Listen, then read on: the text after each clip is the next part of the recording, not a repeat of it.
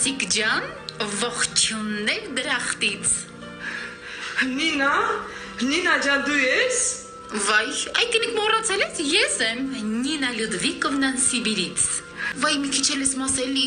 այս մասս ոնց որ թմրացել ու մի քիչ ուժեղ, այ կնիկ մի քիչ ուժեղ արել, ոյ։ Անո ջան, կներես քո հետ չէի, ստեղ մեկը կա, դրա հետ է, աղջի, չգիտեմ ինչ ազգա, հայ չի հաստատ, հա ոբշեմ ինչ էի ասում քեզ, Անո, դու պիտի դնաս Արտուրս ինձ ոնց է պահում, իսկական թագուհու նման, մի օր ռեստորան, մի օր թանգարան, մի օր, չգիտեմ ուշ, մի խոսքով աշխարհի տեղը չմնաց, որ ինձ չտարավ, Անո։ Հա, Նինա ջան, լսում եմ։ Անո ջան, ինչ էի ասում, հիմա էլ տեսնես ես ուր եմ մերսման սրահում, մի հատ էլ գեղեցիկ ադեմ էակ ինձ մերսում է Անո ջան, ինչ ասում եմ գլխով անում, չեմ հասկանում, սա չի հասկանում, բայց ինձ թվում է, ինքը արմատներով հայ, շատ հայի նման է,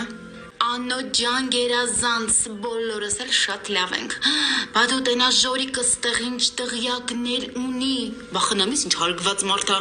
այդ կնիկ դու գլխի տեստալու գիտես չէ, որ մերժեցիր խնամուս։ Նինա։ Բայց այ կնիկ, այդ սաղ հեչ, ես որ Արտուրից տեսա է, երկրորդ անգամ ծնվեցի, մի քիչ այդ ոտերի մասը պինդ արեք էլի, հա,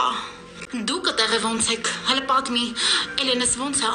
գորիս հետ հարաբերությունները լավ են, Անո, ինչ ա եղել այ կնիկ,